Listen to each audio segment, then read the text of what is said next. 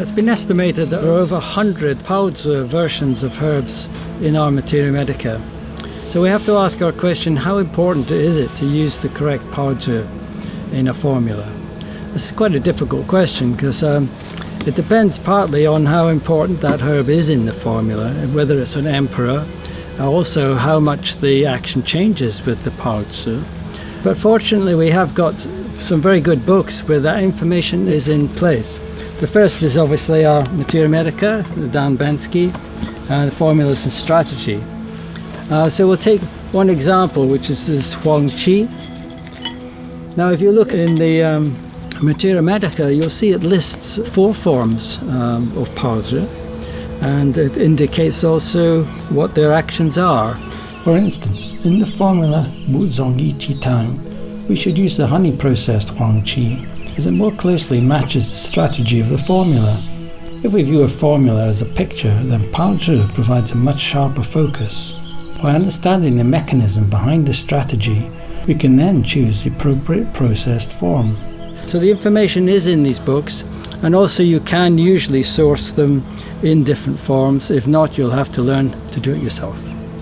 Huang Qi has been studied considerably as it's such an important emperor herb, and the effect of Pao Zhi has also been studied.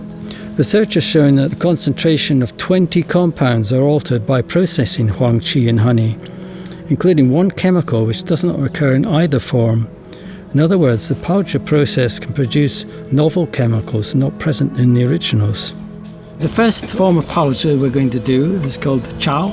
There are 3 levels of heat used in Chao. There's Chao Huang, which is yellow, Chao Jiao, which is slightly browned, and Chao Tan, which is quite charred. They involve different levels of heat. So the first one, the Chao Huang, is used much as you would use in Indian cookery to rejuvenate herbs, bring out the aroma to the surface, or in some case to crack open seeds, or for Bai Shao is to modify the action of the herb itself. So the first one we're going to show you on this is the Bai Shao. Now used in its sheng form like this, it's a reasonably cold herb, and this is the form you would use it when you're using it in Jianma Goteng, for instance, to control liver yang. It's got an astringent, coldish quality to it. But when you use it in the Chao form, such as in Shao Yao San, you want to actually make it easier on the digestion, which this does, and get rid of some of that cold quality. Now you don't expect to see any change in colour with this particular method, and you don't expect it to see any smoke either. So it's quite a low level heat, and the main indicator for when it's done is that you get a slight aroma coming off the herb. And so that's the Chao form. You can do it also with Swan Zaren, as I say. Now the effect on Swan Zaren is to break open the seeds. By breaking open the seeds, you're exposing the center. The hard coating has not got so much chemistry involved in it. But also they say to break it open, you move it from a liver herb to a heart herb. So this is used for pacifying the Shen and the Hun. Sharen is very similar. This is one of the Chinese cardamoms. Not the same ones used in cooking, but it's got a similar aroma to it. So you're basically just bringing that aroma to the surface, so when you decoct it, it's a stronger herb. So this method can be done easily in the dispensary. It doesn't take very long, and when you've finished, you can store these herbs as a Chao variety, so you don't have to keep doing it every time in a formula. You can have them stored on the shelf in 2 different forms, so it makes it very, very easy to do in advance. So, Chao Huang. The next level of heat that we're talking about is called Chao Jiao, which is the middle layer. The idea behind this is the stronger heat can be used to drive off more chemicals that might be irritating on the system, or in some sense as an envoy to direct it more to the intestines, or the stomach and spleen as we call it, but the digestion. And so therefore often used for digestive herbs.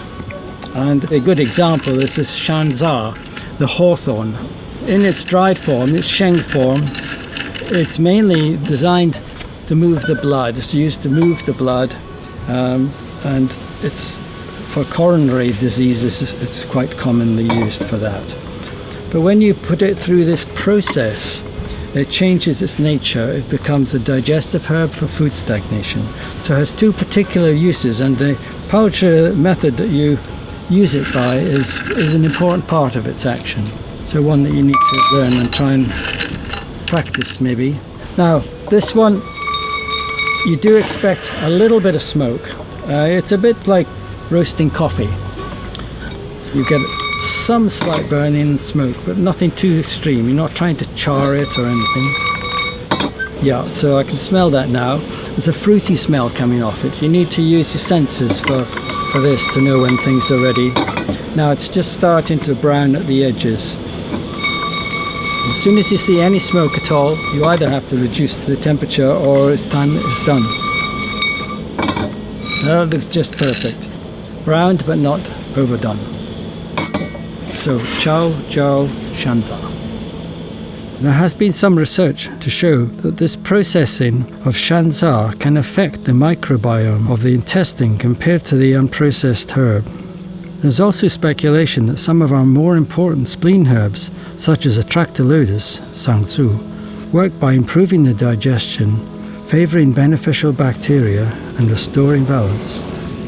The final heat level of processing using Chao method is Chao Tan. It's not used a lot, but when it's used to stop bleeding.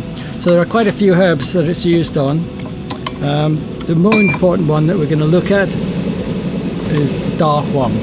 We looked at that earlier. And so we're going to process this with the Tan method. So this is quite a fierce heat up to the top. Now this one definitely is designed to release smoke and to char the herb. I'm just going to put this in with the lid on. It's a delicate balance. You don't want to completely charcoal the herb, and you should see when you open it up, you should still see the colour inside, but on the outside it should be barely see the smoke coming off. This effect here is we're driving off those anthraquinones that you saw, so we'll have absolutely no laxative effect. It's a very safe herb then. Some people then stop this process by spraying the herb with cold water, but in this case I'm just going to tip it out. Chao Tan, Da Huang. So that's the Chao method without adding anything else to the herb. There's a small group of herbs which you process using other dry ingredients, and one of the ones used is bran. Now the reason you're using bran is to absorb oils. When you just use the dry method, you can drive off volatile oils, but some of these thicker oils aren't driven off by that process. Now this particular herb is a common one used with it, Sangzu, Atractylodus. Now this is a very effective herb for draining damp, but it is also a bit irritating. So people with damp in the intestines often do also have deficiency. So sometimes you want to try and moderate it so that it's easier to digest. So once it's got to the temperature and it's slightly browning and smoking, then you add the Sangzu. Because there's no liquids involved in this, it's another one that stores very well.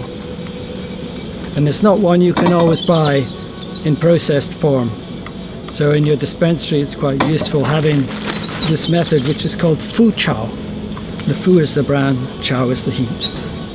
So this bran is absorbing oils. The temperature is held in the bran, if you like, to melt the oils, so to make them more runny, and then it goes into the bran. The colour of the Sangzu doesn't change. Usually I do it until the bran is looking too brown, like now. And then what you have to do, you have to get rid of the bran. Basically you just put it through your sieve, give it a shake.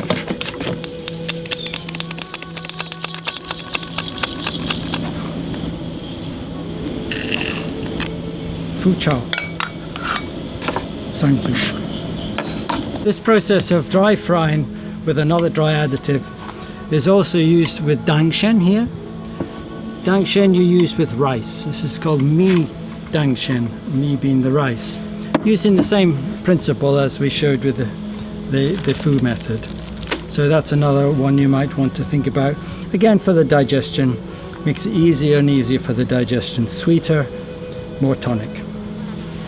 Another method of Pao Zhi processing involves the use of liquids. And there are several of these that we use, all have different qualities. And it's the quality of these liquids as well as the heat that changes the nature of the herbs. Some of them have very defined actions, such as changing the pH or alcohol extraction as opposed to water. But they're all used in slightly different ways, but we need to have these in our dispensary when we're going to start doing Pao Zhi. So I'll run through these liquids in detail, and then we'll show a demonstration of how to do liquid Pao Zhi. The first liquid we use for liquid Pao Zhi is wine. For wine processing, you use undiluted Shaoxing wine, also known as yellow wine. It's derived from grain, has a sweet, acrid taste, and is slightly hot in action. And it's not just the alcohol that's important, but has other ingredients. You could use great wine, but Pao Zhi herb would be slightly different. It would be less sweet. The effect of wine is to reinforce the movement of blood, as in the use of dangui, or moderate cold herbs, such as da huang or huanglian. The next liquid we use is vinegar. The normal vinegar used is black rice vinegar, but you could use others. It has a sour, bitter and warm nature. Again, it's used in non-diluted form. Vinegar acts as an envoy to guide the action to the liver, as in xiangfu or chaihu, or to quicken the blood to stop pain, as in yanhu so or ruxiang. Sea salt or rock salt is another ingredient. You don't use it raw, but you dilute it to about 2 to 3%, much like seawater. The action of salt is as an envoy again to guide to the kidneys, as in duzong, or to reinforce yin action and cool empty heat, as in jimu, or to soften hardness, as in shaohuixian, or increase the action of diuretic herbs, as in zhechuanzi. Another liquid we use for processing is ginger juice. This is quite hard to extract constantly, so I use a tincture of ginger. The effect of the ginger is to lessen the cold nature of the herb, such as in huanglian or juru, or lessen toxicity, as in banxia, or ease nausea and vomiting. The final liquid we use is honey. We don't use raw honey because this is very sticky and it has to be refined. Most of the honey you buy, cheap honey, in supermarkets has already been refined, so they heat it up so that it's more liquid. This is the correct type of honey to use. But you don't use it raw. Again, you dilute it by at least 20% of water. The action of the honey is to moderate unpleasant tastes, as in ma huang, or with herbs to stop coughing or with deficiency, such as pipaye, baibu, or to increase tonification and aid assimilation, or finally, to moisten dryness. The procedure for doing liquid Pao Zhi is pretty much the same for all of those liquids. So I'm just going to run through it with one particular herb. And I'm going to use a herb we actually extracted from our garden here, duzong. This garden's been going for 20 years now, so some of these trees are old enough to start extracting the barks. And this is a good quality. I'm very pleased with this. So the principle is you take your liquid and you soak your herb in the liquid. I do this overnight. There's no particular time limit for it, I don't think. And you soak it in as much liquid as it needs to cover it, and then the process is simply to dry this herb out, and for that you use quite a low heat, chao huang heat. You just basically dry this out. In practice, I think this is done better in the oven on a temperature of about 110, 120. I think you get a drier effect. And I think obviously they didn't have a lot of temperature controlled ovens in China in rural areas, so this is how they do it. But I think it's probably easier just to put it in the oven. So basically you just stir this around. You're not trying to darken it or cook it, you're just trying to dry off the liquid. And you do this till it's dry. And generally I find it's hard to get them so dry that they store very well, so I don't store these quite so long. This yarn method of yarn is the salt method. With Duzong is directs it more to the kidneys. So we now have Yang Zi Duzong. The effect of salt is similar to the envoy effect of vinegar to the liver, but this is to direct the herb to the kidney. The underlying mechanism is not clear, but some indication is that the kidney has a selective sensitivity to absorb sodium and at the same time will absorb sodium-activated chemicals. This would appear to be supported by the increased absorption of geniposide in Duzong treated with salt compared to unprocessed. Thank you for watching this video on Pao Zhi. I hope you've enjoyed it. It's a combination of traditional and scientific methods that will enable both to develop in their own way. If you want to know more about Chinese medicine, contact us on our website, therchm.co.uk. Thank you.